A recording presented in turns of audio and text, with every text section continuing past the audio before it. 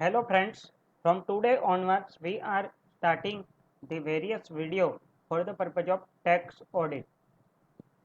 Today we are discussing some of the basic points for the purpose of tax audit. That is the first and foremost question, why the tax audit is required or why the tax audit is introduced by the government. Tax audit mainly covered under Section 44AB of the Income Tax Act 1961. If you look at to the Income Tax Act, you will find the five heads of income, that is the salary head under Section 15 to Section 17 of the Income Tax Act, house property income Section 22 to Section 27 of the Income Tax Act, PGBP income, that is the profit or gain from business or profession, that is under Section 28 to 44D of the Income Tax Act. If the assessee has an income from this profit or gain from business or profession, then only the tax audit under Section 44AB is applicable. Next one is the capital gain, that is covered under Section 45 to 55A of the Income Tax Act. And next one is the income from other sources, that is the residual head of income, that is under Section 56 to 59 of the Income Tax Act. So the tax audit only apply for the business or profession income.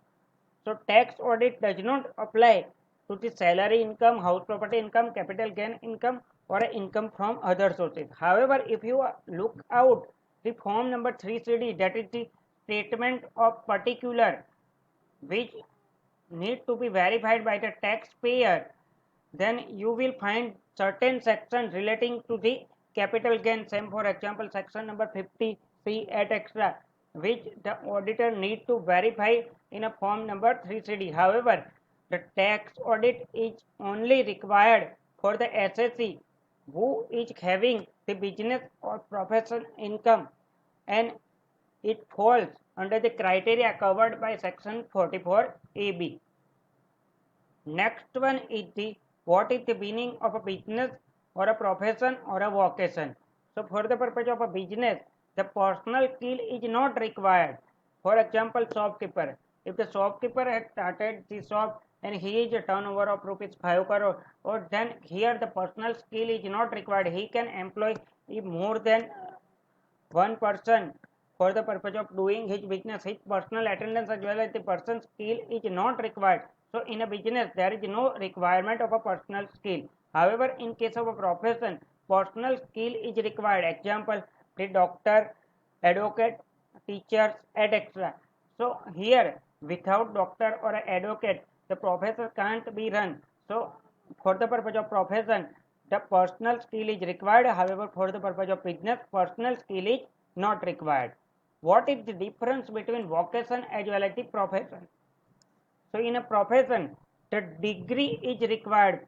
For example, CA, doctor, CS, etc. So here the degree is required to run the profession. However, in case of a vocation, the degree is not required. So this is the basic difference between the profession as well as the vocation.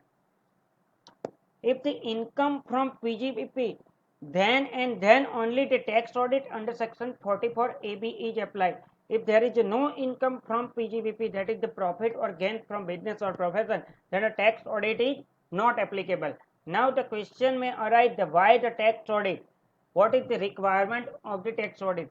So we will understand with the help of one example. Suppose the ABC Limited is the assessee who is maintaining the books of account as per the Companies Act. The chartered accountant do the audit, that is the statutory audit of the books of account, and give the audit report whether the books of accounts are contained true or fair view or not. So here the CA can do the audit of the books of account of the company and give the report about the true and fair view on the books of account. Now under the Income Tax Act, if the tax audit applicable, the ABC Limited prepare form number 3CD, that is the statement of particular containing the 44 clauses.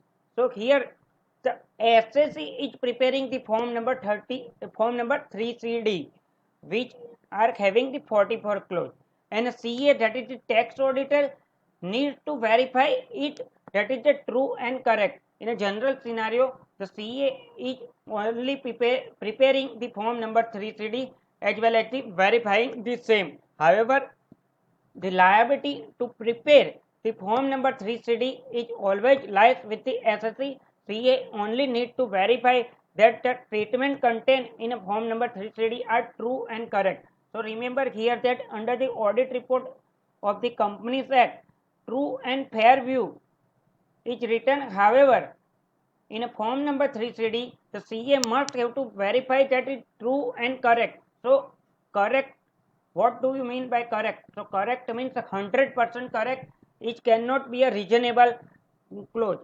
However, in case of a true and fair view, there is a opinion on the basis of a reasonable or a taste checking. So in a form number 3CD, true and correct verification is required by the chartered accountant.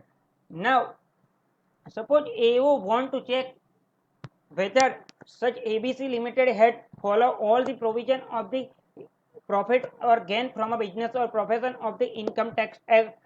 So, how can AO check whether the company has fulfilled all the provision of the Income Tax Act or no?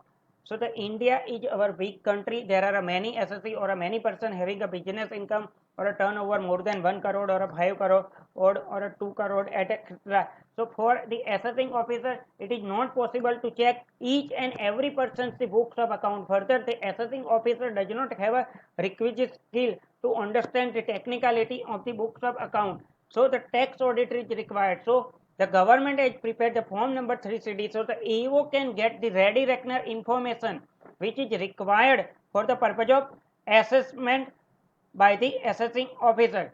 So books of account as far as contain the many information which are not relevant for the purpose of revenue. So form number 3CD is containing the set of a question relating to the particular section of the income tax, which is helpful to the AO for the purpose of assessment. So the form number 3CD is nothing but the statement of particular. It is not tax audit report. It is the statement of particular which needs to be verified by the chartered accountant that is true and correct, and it is having the 44 clause. Next one is the tax audit report. In which form? The tax audit report is required to be submitted by the chartered accountant in form number 3CA if the SSE is required to do the audit under any other law. If it is not required to do audit under any other law, then form number 3CB, the audit report is required to be submitted. So this is the sum of the basic discussion for the purpose of tax audit, or the why the tax audit is required under the Income Tax Act. In the next video, we will discuss another thing about tax audit. Thank you.